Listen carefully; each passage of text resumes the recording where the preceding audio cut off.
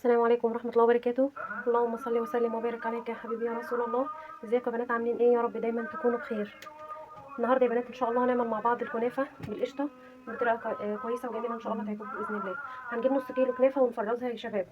اه نجيب نص كيلو كنافة ونفرزها. تمام. وكوباية من السمنة، ويا ريت يا بنات يكون نوعية السمنة كويسة، يعني لو سمنة بلدي يبقى أفضل. ومعلقتين من السكر البودر، ورشة من الفانيليا. تعالى كده نشوف هنعمل ايه. اول حاجه يا بنات بمسك الكنافه كده اقطعها. هي لو متفرزه معايا هتتقطع بكل سهوله. هعملها وارجع لكم.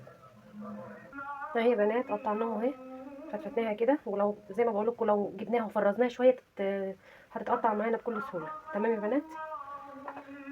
بعد كده هنجيب كوبايه من السمنه البلدي يا بنات، بيفرق في الطعم. بسم الله الرحمن الرحيم.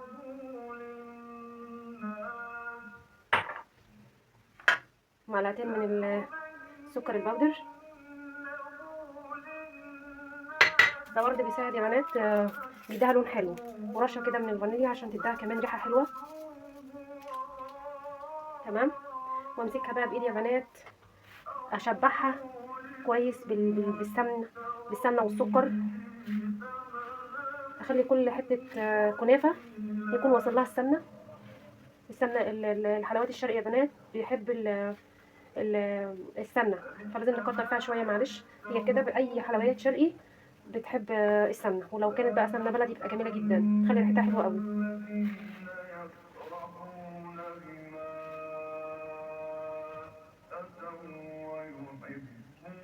اهي يا بنات شبعتها، كل حته كنافه وصل لها السمنه اهي. بصوا ما شاء الله اللهم بارك.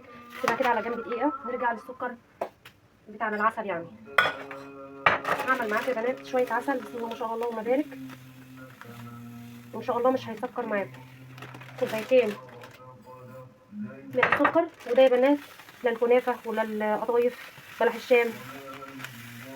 تمام اهو. حطينا يا بنات كوبايتين من السكر، عليهم كوبايه واحده من الميه اهو. بصوا يا بنات قبل ما ارفعه النار هقلبه كده علشان ما يسكرش يا بنات. لازم ادوبه كويس، ادوب السكر ده خالص تماما قبل ما ارفعه على النار، علشان بعد كده العسل بتاعي ما يسكرش، ما يعملش حبيبات سكر من تحت كده. فبقلبه كويس قوي عشان اضمن ان هو ما يعملش، ما يكتلش معايا سكر. بقلبه كويس قوي قوي قوي قوي لما ادوب السكر خالص. ولازم يا بنات الكنافه السيرم بتاعها يكون بارد، العسل بتاعها يعني يكون بارد مش يكون سخن. تمام. فانا بعمله دلوقتي اهو قبل ما اشتغل في الكنافه. انا يعني عملتها بس معاكم اهو، لسه هكملها، بس هقطع السيرم ده الاول على النار.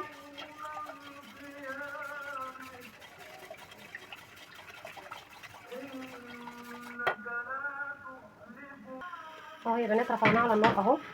يبقى احنا قلنا كوبايتين من السكر بكوبايه ميه، ونقلبهم تماما قبل ما ارفعه على النار. تمام. علشان السكر يا بنات ما يتكتلش، مش بعد ما اعمل العسل لو هعمل كميه يعني واسيبها عشان احتفظ بيها طول شهر رمضان، لازم اقلب السكر كويس في الميه كده قبل ما اشتغل فيه، قبل ما احطه على النار. تمام. بعد كده برفعه على النار، اول ما هيبتدي يغلى زي ما هنشوف مع بعض دلوقتي، هو كده لسه مغلاش، هسيبه يغلي براحته.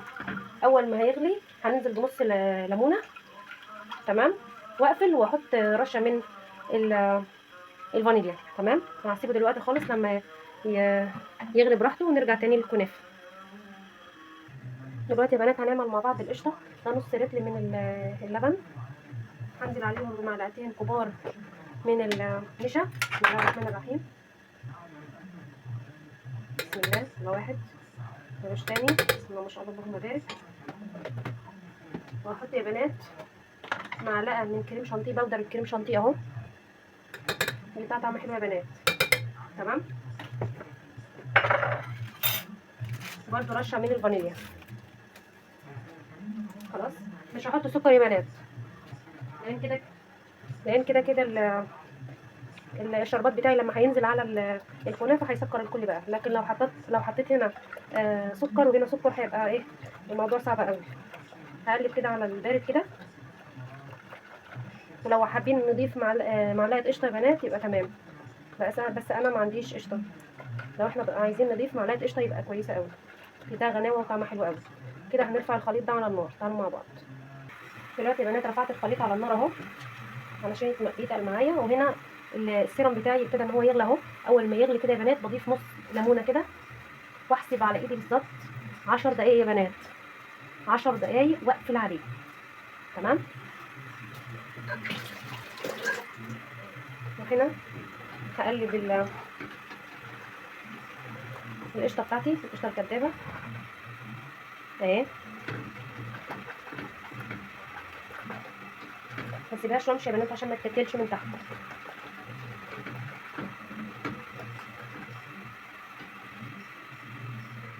اهي يا بنات بسم الله اللهم بارك، تقلت معايا ما شاء الله. خلاص ارفع من على النار، تقلت معايا يا بنات اهو. خلاص كده، خلاص كده يعني دقيقتين كمان وهقفل النار على السيرم ده. تمام. نرجع يا بنات للكنافه. نجيب صينيه كده ندهنها بالسمنه ونكتر يا بنات عشان يبقى ايه يتحمر من تحت جميل.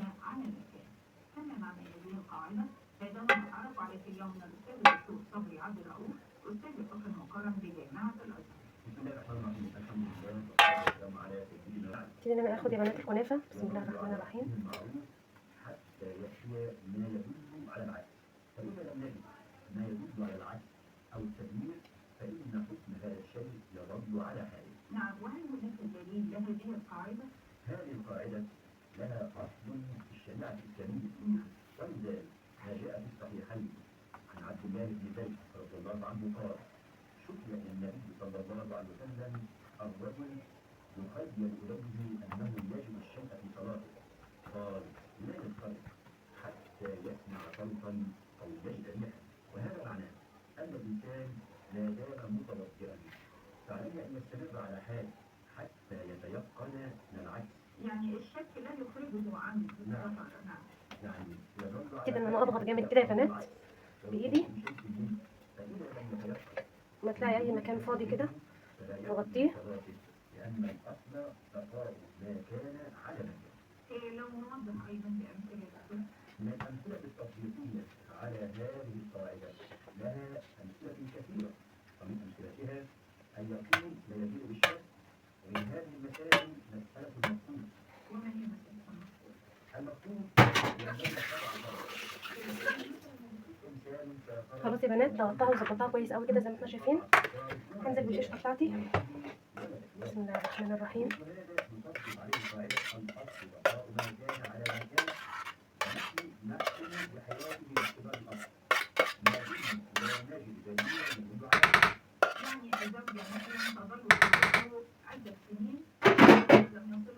اوزع، ما اجيبش عند الاحراف يا بنات.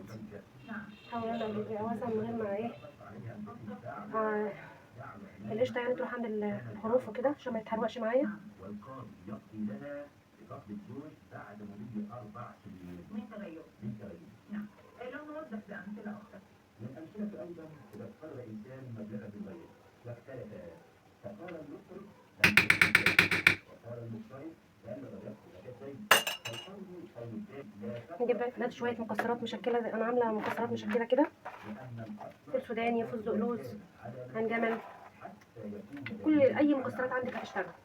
شكرا للأستاذ الدكتور صبري عبد الرؤوف أستاذ الفقه المقارن بجامعة الأزهر، وشكرا لكم سيداتي وسادتي والسلام عليكم. كل المكسرات اللي انا عايزاها يا بنات، فانا بحب اكتر عليها شويه المكسرات شويه يعني. هنزل ببقيه الكنافه اغطيها. بسم الله. انزل من عند الاحراف الاول عشان القشطه بتاعتي ما تروحش عند الاحراف. اقرأ كلام الله تلقى سعادة أسرارها موجودة بهداه. أرواحنا تسمو بآيات الهدى، وتعود بسمتنا بطيب نداه. بتلاوة الذكر الحكيم حلاوة وطلاوة، فاهنأ بما تلقاه. وبه تنال رضا الرحيم وفضله، يا فوز من يرضى عليه الله. من يصحب القرآن طول حياته فختامه مسك وما أحلاه. صلوا على خير الأنام محمد من بلغ الفرقان عن مولاه. إخوة الإيمان، نعيش الآن في لحام هذه التلاوة من سورة البقرة يتلوها علينا فضيلة القارئ الشيخ عبد العزيز. اهي يا بنات جهزتها اهي وحطيت عليها كام قطعه من السمنه البلدي. تمام. دلوقتي هدخلها الفرن على درجه حراره 180 في الوسط يا بنات. نشوفها مع بعض باذن الله. وكده يا بنات طلعت معانا بالشكل اللي انتوا شايفينه ده من الفرن. تعالوا كده مع بعض ما نشوف السيرم اللي احنا عملناه يا بنات. تقيل اهو ما شاء الله اللهم بارك. شايفين يا بنات ما شاء الله. وبارد اهو يا بنات. هبتدي ان انا اسقي الكنافه بتاعتي بسم الله الرحمن الرحيم.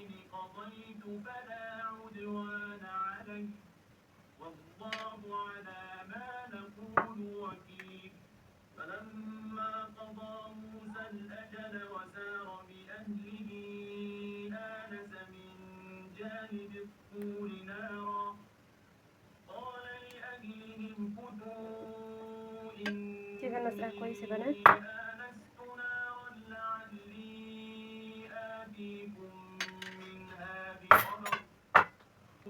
رجعتها يا بنات الصينيه تاني عشان اعرف اسقيها براحتي. كنت منزلاها في طبق بس رجعتها تاني الصينيه علشان اسقيها السيرم بتاعها كله. ما شاء الله وشربته اهو ما شاء الله اللهم بارك. نبتدي ان احنا نقطعها يا بنات بسم الله الرحمن الرحيم. طبعا هي لو نسيبها تبرد يبقى افضل. تمام يا بنات. بس انا مستعجله هضطر ان انا هقطعها وهي سخنه. اللهم بارك جميله جدا.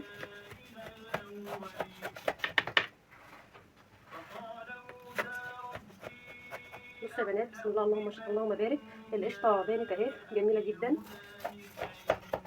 طبعا يا بنات لو هنعمل القشطه لازم يكون اللبن برضو يكون النوع بتاعه يكون جاموسي يكون كويس يعني. شويه مكسرات عندنا. انا هحط عندي شويه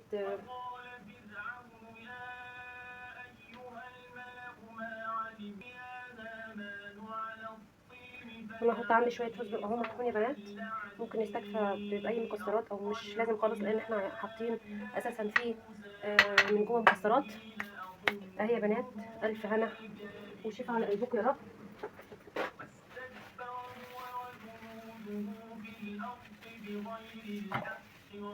نوضف كده جنبنا. الف هنا وشفا على قلبكم يا رب. انا كنت عايزه اطلع لكم قطعه كده. هحاول اطلع لكم قطعه اوريها لكم برده دقيقه. اهي يا بنات قطعت لكم حته اهي ما شاء الله اللهم بارك يا رب. جميله جدا. وطبعا احنا شايفين يا بنات القشطه اللي جوه اهي جميله جدا جدا جدا. الف هنا والشفا على قلبكم يا رب. لو عجبك الفيديو حبيبه قلبي لايك وشير واشتراك حبيبه قلبي لو انت مش مشتركه معايا. كل سنه وانتم طيبين. كل سنه واحنا متجمعين. شكرا والسلام عليكم ورحمه الله وبركاته.